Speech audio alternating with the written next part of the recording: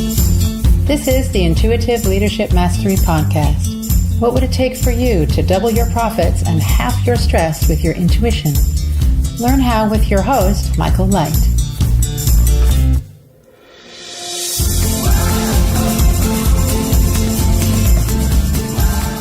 Welcome back to the show. I'm here today with Edie Weinstein, amazing conscious entrepreneur, best-selling author and journalist, therapist and interfaith minister. And we have some amazing topics around business intuition we're going to cover. How she got started using intuition in her business after she'd been stuck on not using it. How she learned to trust her gut. How she learned to love being a businesswoman when she didn't really love it when she started. How to express those intuitive hunches you have when you're talking with clients who don't understand intuition, and different ways she gets intuitive messages, how you can tell the difference between good guidance, your ego, and psychotic voices in your head, and why being a good listener is key for being an entrepreneur, and listening with both your ears and your heart.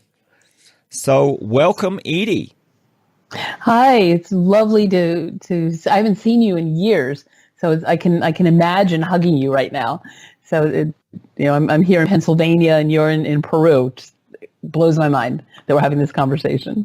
It is. So how did you get started using intuition in your business? You said when you first started in business, I guess that was 38 years ago, maybe, or quite a while ago. Well, you didn't use your intuition. How come?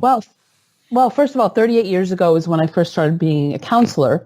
I was in undergrad, and actually that was probably a seed planting time in my life. I was getting a degree in psychology, and I was working at a crisis intervention center. And around that time is when I learned to meditate, when I learned to trust the information that was coming to me, where I learned to hone my therapy skills. I am a licensed social worker, and I work with clients both on an inpatient psychiatric level. I've worked in a psychiatric hospital. I've done outpatient counseling. I have an outpatient private practice now. And the seeds were germinating back then. In 1988, my husband Michael and I created a magazine called Visions, had to do with holistic health and wellness. And I interviewed a lot of the movers and shakers in the spiritual field, all of the transformational teachers. Many are still out there. And part of my job was selling ads, which I hated because it felt like I had to try to persuade people to do something they weren't inclined to do. What I didn't understand back then was that business, no matter what it is about relationship. Because when somebody knows, likes, and trusts you, they're more inclined to want to do business with you. And my husband died in 1998, and 6 months prior to that, we sold the magazine. I became more of an entrepreneur, is how I would describe it, a socially conscious entrepreneur after that, and became a freelance journalist. So I learned to love being a businesswoman when I realized, again, it was all about relationships. And I learned to trust the messages that were coming through, partly as a result of the work that I did as a therapist and the books that I've read by a lot of these, the transformational teachers. So that's how I got started with this. So it sounds like your husband dying was actually instrumental in you stepping up and using your intuition in your business and not just in other parts of your life. Absolutely. Part of it was that we had an interesting relationship. Intuition actually played a part in our meeting. I just want to share a brief story about that. And this is about listening to the guidance. In 1986, I was planning on going to Russia with a group of spiritual teachers, including Alan Cohen, who wrote The Dragon Doesn't Live Here Anymore and 20, however many other books. And he was bringing a group of Americans to Russia on a citizens diplomacy mission. And at the time, the Cold War was still going on, and he wanted the Russian people to know that we weren't the enemy, and they wanted us to know that they weren't the enemy. So I planned on going on the trip, put down my deposit. The trip was scheduled October 12th through the 25th of 1986. And shortly after, I heard the voice, which is what I call it now. And when we were talking about being able to tell the difference, having worked in a psychiatric hospital, I do know the difference between psychotic voices that tell people to do harmful things, and the voice of God, spirit, intuition, guidance, whatever you want to call it. And it is very grounded. It's not cosmic foo-foo stuff. But the voice with a capital V said, no, you're not supposed to go to Russia now. You're supposed to be in Philadelphia. And I did one of those cartoon character Scooby-Doo kind of head shakes. Like, what are you talking about? I already put down my deposit. They're going to think I'm crazy if I cancel it. And the voice repeated. And I said, but I'll be spending my 28th birthday in the home of some of my ancestors. My grandparents came from Russia, and the voice repeated, but I don't live in Philadelphia, and the voice repeated. So finally I said, all right, you're not going to give up until I cancel this trip, right? Spirit gave me the thumbs up. You bet. So I canceled the trip, completely forgot about the conversation. On October 24th, I'm in a car heading to Philadelphia with friends to hear Ram Dass speak. And for those that don't know, Ram Dass is an amazing spiritual teacher, used to be Richard Alpert, a psychologist who was at, I don't know, it was Harvard or Yale, I think Harvard. And he became an amazing spiritual teacher. Be Here Now, I think is one of his best known book. So anyway, we went to hear Ram Dass speak. During the intermission, a mutual friend named Uta Arnold introduced Michael and me. Michael was my husband. And had I gone on the trip, I wouldn't have been there that night. He was scheduled to take a workshop with me at a conference 2 weeks down the road. Had I gone on the trip, I would not have been teaching that workshop. I would have been talking about my trip, and he wasn't particularly interested in that topic. Excuse me. So by listening to my intuition, I canceled my trip to Russia. Excuse me, clearing my throat here. Canceled my trip to Russia, went to Philadelphia, met my husband. We got married. We created Visions Magazine, which we published for 10 years, helped me hone my intuition. And frankly, you and I wouldn't probably be talking right now had those events not happened. So that's one thing I encourage people to do, is to look at what I call the Hansel and Gretel breadcrumb trail. Look back to, I met this person because I had this experience, even if it wasn't fun. Watching my husband die over a 6-year period from hepatitis C was not something I ever anticipated. But as a result of that, it helped me to have a deeper spiritual connection. I also became an interfaith minister after he died. He was the one seminary, and he had been going to the new seminary in New York. When life support was turned off in the ICU, when he was dying, waiting for a liver transplant that never happened, the voice came back and said, call the seminary and ask to finish what Michael started. And I did, and I became ordained instead. I completed the program and became ordained. So listening to those voices, even if they seem absurd, has gotten me to where I am now. And that's without, you didn't necessarily know why you were getting that message at the time, but you still trusted it, and trusted it on the third time it was repeated to you. Right. Yeah. And took some I'm a hard action. sell myself sometimes. Yes. And that's what inspired action. I love that term. Yes, it is good, because the inspiration, the intuition inspired the action. And the more we take inspired action, the more we get to hear our intuition and the more we trust it. I mean, that's a sign of trusting your intuition, that you take action on it. And it's okay to ask questions of your intuition. You don't just have, and it's okay not to follow your intuition. You're the one in charge. Just because your intuition tells you something because it thinks it might make you happier doesn't mean you have to do that. Just like when we're on a diet, we can choose to eat pizza one day because we want to eat pizza, even though pizza isn't on the diet. Right. We're free will beings. Yeah. Mm-hmm. So yeah, and I think that has a lot to do with it. That acknowledging the free will has a huge amount to do with it. Yeah. That we're not. I want to come back to that. How to tell the difference between good guidance, your ego, and psychotic voices, because I think a lot of people have difficulty with that. I mean, hopefully not too many of our listeners have psychotic, crazy voices in their head, but sometimes there's that worry that when you get a message or you hear a voice, am I going crazy? How do you know you're not crazy? Well, I have a dialogue with it. one of the things that I would say, like, just as an example, when I worked at the psychiatric hospital, there was a woman there who said that she believed she was an angel and that her father, who had died, told her she needed to come to the hospital to help people. And I said, okay, let's clarify. Does being an angel mean that you can stand on top of a building and fly and you won't get hurt? And she said, no. I said, good. Okay, check that one off the list. What if your father wanted you to come to the hospital because he thought that that was the only way to get you there to get help? And she said, maybe. And I said, can you be a human being and still help people? And she said, yes. So I wasn't taking away her belief, and I wasn't in any way being critical of what she thought was true. I was establishing a sense of safety with her, for her and with her. I was asking if being human was enough. And I was validating the fact that she could very well have been talking to her dead father. And that might be shocking for some mainstream business people to hear, but I don't know statistically how many people have a spiritual belief or how many people pray. Why would we not expect a response? So that's one way that I talk to the voices. And then another situation, somebody said that they were hearing voices. And I said, what are the voices telling you? Stop using cocaine and be nice to my brother. I said, okay, that's good. We'll go with that one too. So I think that if the voices are telling you to do something positive, that it's worth a listen. And if it's telling you to do something harmful to yourself or somebody else, then it would be a good idea to work that through with a professional who can help you to understand why that might not be such a good thing to do.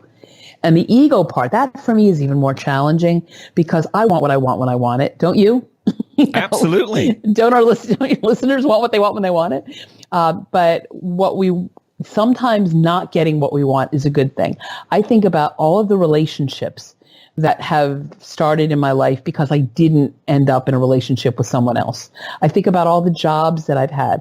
Now, I call myself professionally polyamorous. I have so many overlapping jobs. I don't know how I juggle them all. And I've never in my life that I can remember have had only one job. So I think about, my ego wants me to have this job or this experience or this person in my life. But my higher self, my intuition, good guidance, whatever you want to call it, says, how about if we steer you in this direction instead because you don't know what adventures are awaiting you. So question everything. I'm not saying second guess, but question it. Like, okay, tell me, use the term WWIT. What would it take? I've started using that myself every day and with my clients, and it's brilliant. So what would it take for me to be okay with not getting this particular job or this particular relationship? So it's about having a dialogue. Oh, here's a cool exercise to do. Whether or not you're a therapist or a coach or a guide of any kind, imagine your wisest self inviting you into a beautiful office space or a healing haven, and you have a conversation with that part of you that just knows stuff, that, doesn't second guess, that just has intuitive hits about things, and say, okay, wise self, higher self, what do you want me to do with this? This rug got pulled out from under me. Am I going to stay on my butt, or how am I going to get back up and keep on keeping on? So that for me is how I can tell the difference, that if I'm able to have a conversation and come to some at least temporary solution, then I feel like it's my intuition at work, and it stops being a tug of war. Like, come on, God, or whatever, whoever you are, how come you won't let me have this? It's not fair. I mean, have you ever had temper tantrums? Like, oh, come on, what is this about? This isn't fair. I don't like this.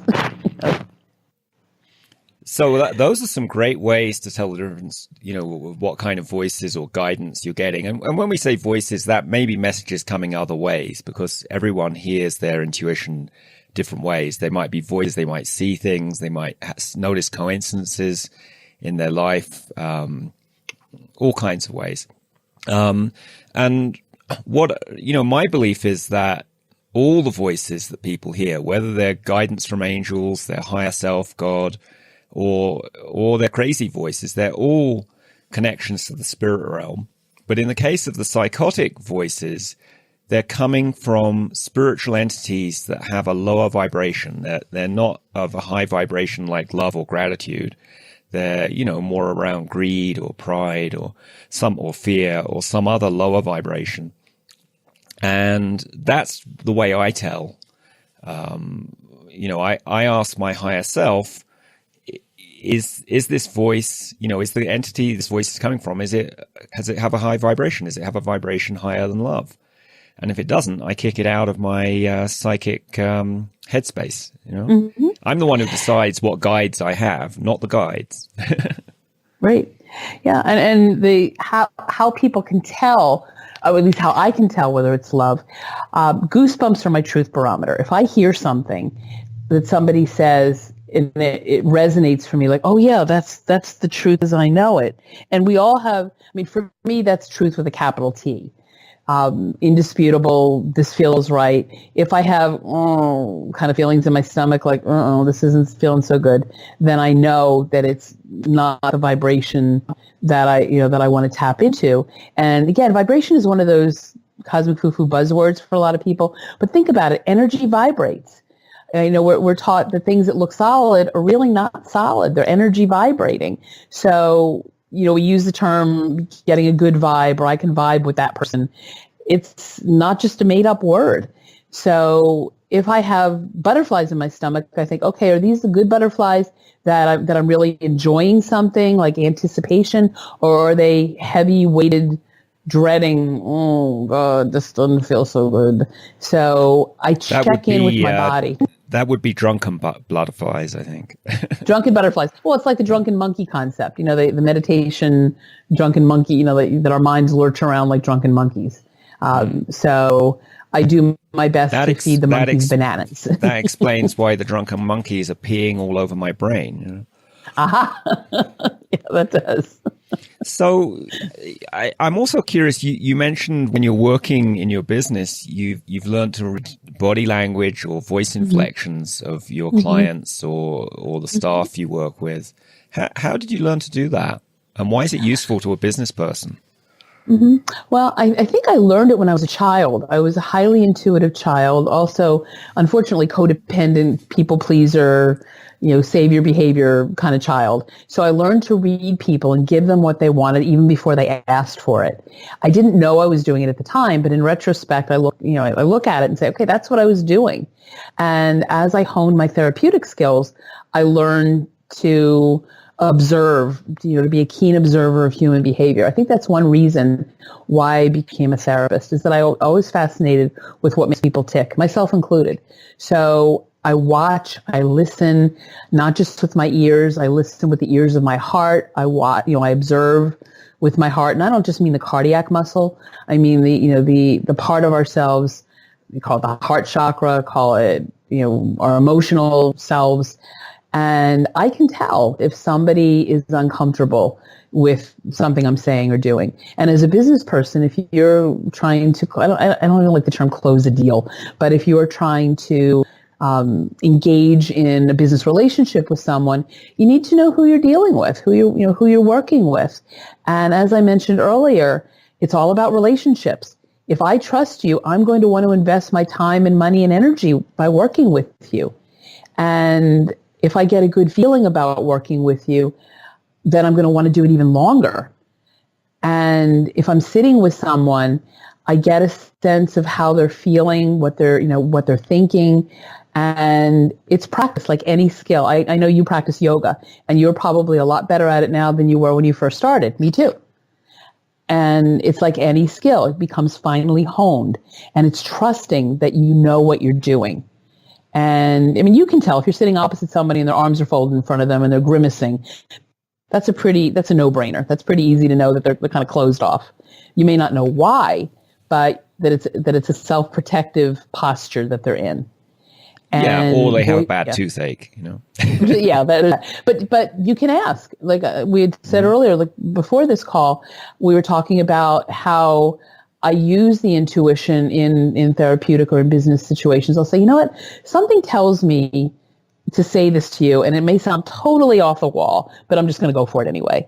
And it's not a way of tap dancing around it, but it's a way of giving them an opportunity to say yes or no, this makes sense or doesn't make sense. Like I'm sensing that you may be experiencing this or remembering that. Now, I don't call myself a psychic. I have a lot of very talented psychic friends, and I'm sure you do too, and maybe some of your listeners do, who are so confident in their abilities that they hang up a shingle. I'm not there. I would call myself an intuitive therapist. And after 38 years, hopefully I've earned my chops, to call myself that. But, I'm using we talked about this too, using all the clairs, the clairvoyant, clairaudient, clairsentient, all of those things. And I get messages sometimes in dreams. Sometimes I hear people telling me, like the voices that I mentioned earlier. My parents have both passed. Sometimes I hear them in my head saying, my dad would call me baby doll or doll baby. He called every woman doll baby. And my mother would call me baby cakes. So if I hear messages from them, it's usually good guidance, always good guidance. So it's just trusting the source of the guidance. So when you're getting these messages, do you just let them come into you, or is it important to write them down? And if so, why? Mm-hmm. Well, I do write them down because as a 58-year-old woman with the brain hard drive getting full, sometimes I call them my middle-age moments or my wise woman moments. And because ideally the older we get, the wiser we get. And sometimes if I don't write them down, they kind of whisk away. So just as an example, if I'm in the car listening to National Public Radio and hearing a brilliant interview, and I'm thinking, I want to write about that person, or I want to read their book, or, everything for me as a journalist is grist for the mill. It's a writing prompt. So if I don't write down what I want to write about, I sometimes forget. So people often ask me when I speak, when I do public speaking, can you repeat what you just said? And I sometimes say, no, I really can't. I have no clue what I just said. And I read the same thing in Reinvent Yourself by James Altucher. He said he gets a lot of ideas for articles he writes in the middle of the night. And he's learned to have a pad of paper by his bed with a pen.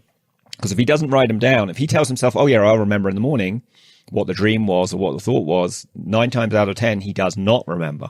Yeah. So I think absolutely. that's great that you do that. But also, sometimes when we get these intuitive messages, it's like we're channeling the spirit world into this 3D world.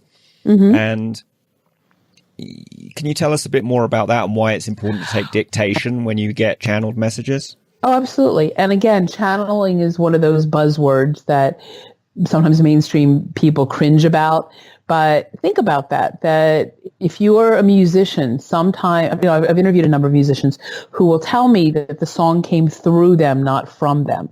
When I read some of the things that I've written over the years, and I've written for the Huffington Post, BeliefNet, Good Men Project, Elephant Journal, and, Psych Central, a number of recovery websites. I look at that and I said, oh my God, who wrote that? I don't remember writing that. And sometimes poets will tell you that too. Inventors will say ideas came through them and they have no clue. Julie Gold, who wrote the song From a Distance, the Bette Midler made famous, tells the story about how the song came through her fully written. And so I have to pay attention to those messages. And I know that if they're coming to me, they need to be communicated. As a writer, I don't have the luxury of just keeping them to myself. A lot of writers will tell you that they get writer's block. I get writer's runs. It's like seriously, it's what I call writer's like comes straight through me. I can't not write. And I've often referred to the muse as a persistent lover, that it wakes me up in the middle of the night and, it won't let me sleep until I do its bidding. And that's kind of maybe you should take your muse's Viagra away from it. I should. I don't know. Something's not. I make a deal with it now. I say, okay, I will write whatever you want me to write, but I need to sleep. Or I will start hearing psychotic. I will start hearing psychotic voices.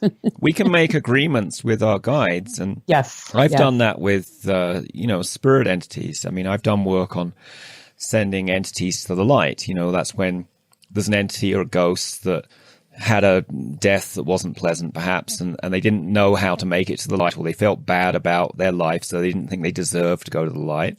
And so I helped them do it. Now, when I first started doing that, they'd come to me 24/7, and I I got tired of it and I said, look, here are my office ads. I'll help you do this, but you have to come between these ads. Yeah. Oh, yeah. And Absolutely. it also, in return for me sending to light, you need to give me something. So bring me a new client to my business, or bring me some money, or bring me something joyful. And they do. Well, it's a business relationship. That's the other thing to learn. Now, I'm in a field that may be unlike some of your listeners, being in the helping profession. We have learned, for whatever reason, social workers, therapists, teachers, to undervalue ourselves. So we have a hard time asking for what our services are worth. And I worked with a coach a number of years ago who told me, you need to ask for this amount of money for this particular service, and you need to do it without stuttering. And I have, and it works. I remember seeing something on Facebook. It was a social work website, and they were selling T-shirts or sweatshirts. And what it said on there was social work, in it for the outcome, not the income. I blew raspberries at that, like, oh, come on. That's why we don't value ourselves. So when we value ourselves, we can make a deal with spirit. We can say, all right, you're using me for this, to do your good in the world. And I need to sustain myself. I need to pay my bills. I have the same bills to pay as somebody who's in a mainstream business. So, as conscious entrepreneurs, we have the right to be well compensated for what we do. And that's been something that's been a challenge for me. And I'm learning it. I'm practicing that now. And it doesn't have to mean that I'm cutthroat. People don't matter more to me than anything else.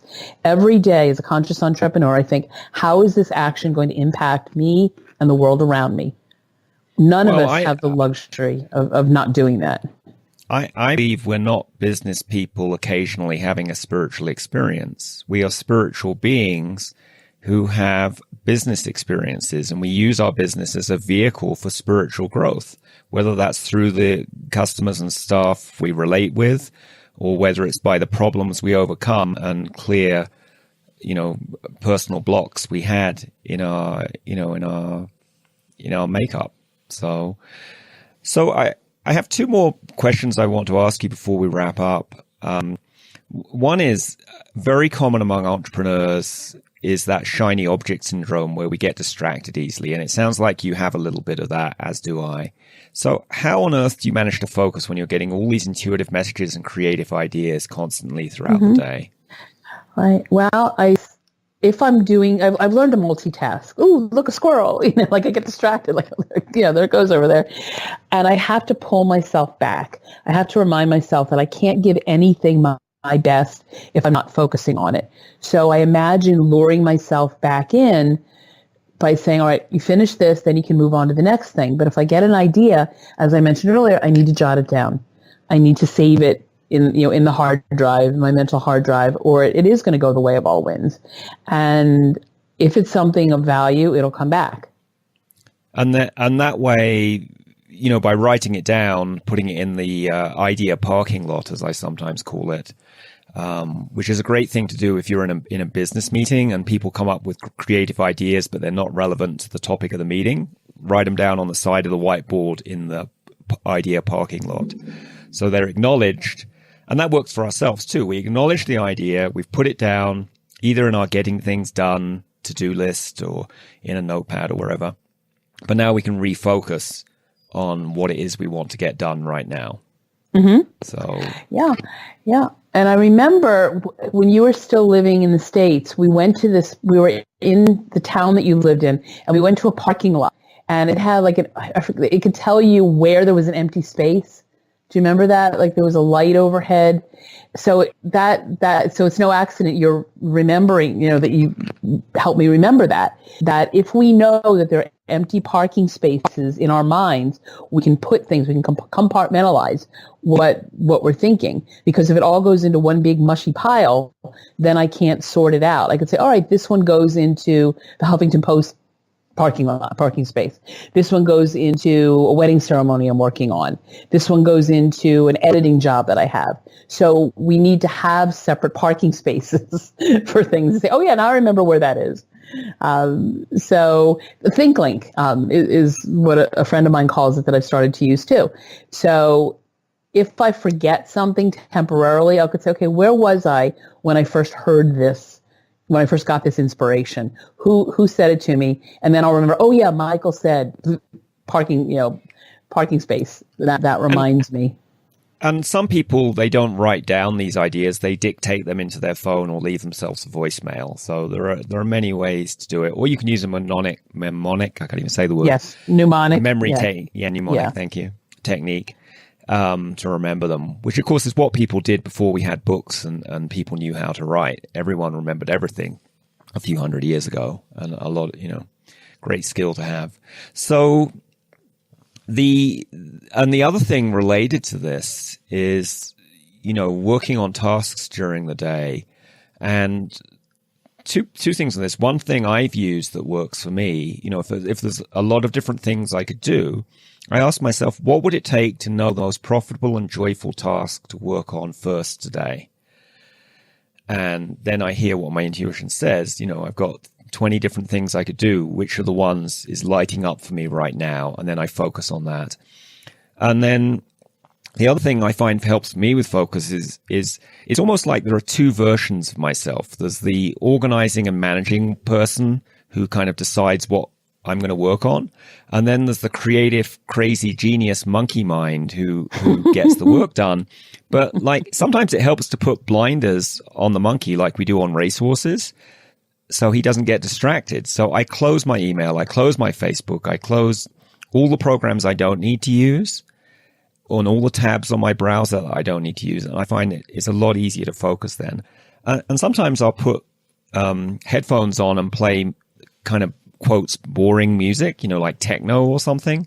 Mm-hmm. No insult to people who like techno, and I like techno, but it kind of quietens down the monkeys. It gives them something to listen to while I'm focusing on getting that task that's going to give me the most profit and joy. So those are some of the things that help me. And I like the idea of profit and joy, because once again, those of us that are in the helping professions believe that the joy is more important than the profit. And it is both. It's not an either or, it's a both and. And that's what I teach people too in the work that I do. The other thing that I hadn't mentioned to you, I call myself an optimistic, OPTIMYSIC. And that came to me in an intuitive message. And I don't know if it was a dream or a meditation. And the voice said, you're not just an optimist, you're an optimistic who sees the world through the eyes of possibility. So as a conscious entrepreneur, we need to sharpen those eyes so that we could think, okay, what's possible? Not just what we're told is possible, but if there were no limits, what would be possible for us to accomplish? I think that's a great way to see the world. And I think that's what the what would it take question really opens up our minds to see the possibilities. Instead of worrying about the problem or how will I solve it, it's like, what will it take? And you don't have to get lost in the weeds of the how or the anxiousness of the worry about how will I overcome this difficult issue. So it's a very clever question. So what I want to do is talk about on the tasks, and this will be the final question. Sure. Why is visioning the tasks you do during the day help your day flow well? Because you mentioned you pre-plan your day and vision them. And I do that, and a number of other entrepreneurs that are successful do that too. So tell us more about that. Sure. Well, first of all, we are such meaning-making creatures that if we look forward to something, it's going to hold our attention more. And today, as I explained, I have a full day. I had our interview, then I have a client, then I'm going to the gym, then I have an appointment for a healing session for myself, which is also very important for conscious entrepreneurs to do, is to take care of ourselves because we're so busy taking care of other people. Excuse me. And then I have another client this evening. So knowing all of that, I have to prepare for each thing that I'm doing. I need to make sure that I'm seeing my client on time. Need to make sure I have my gym clothes. Need to make sure that I have that person's address plugged into my GPS because I've never been there before for my own session. And because I'm pre-planning them, I make sure I have enough time in between for transition. By the time I get to each one of them, they're already done. I just show up on stage and do those things.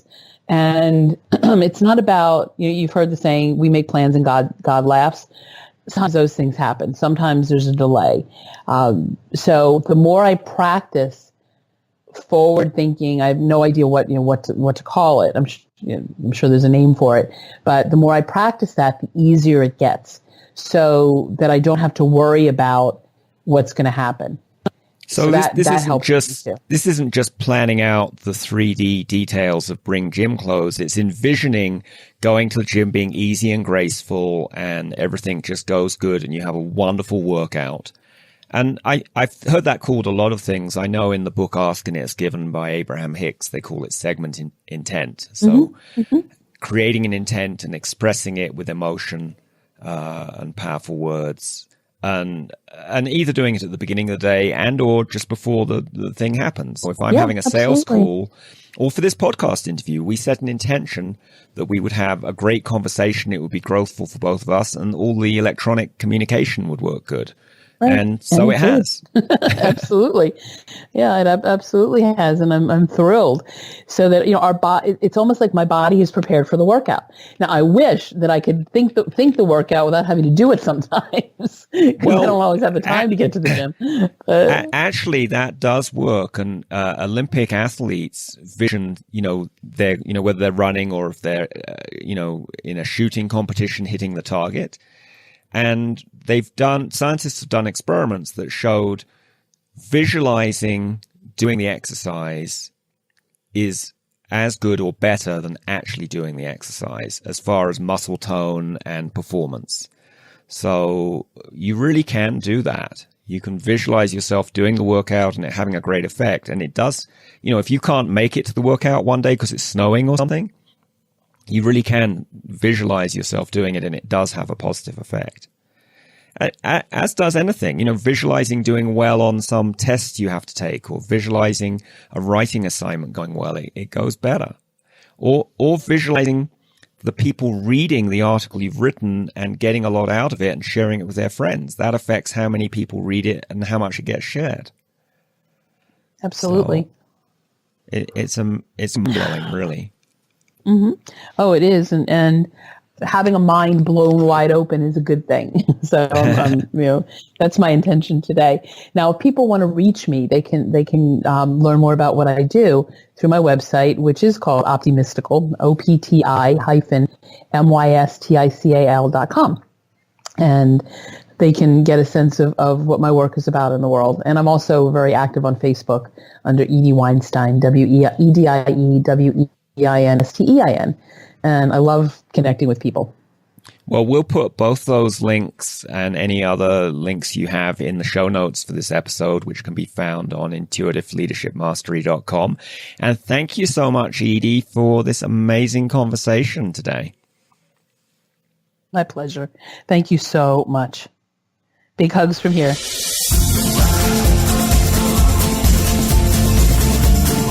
Get strategies and show notes at intuitiveleadershipmastery.com. What would it take to see you here next time on the Intuitive Leadership Mastery Podcast?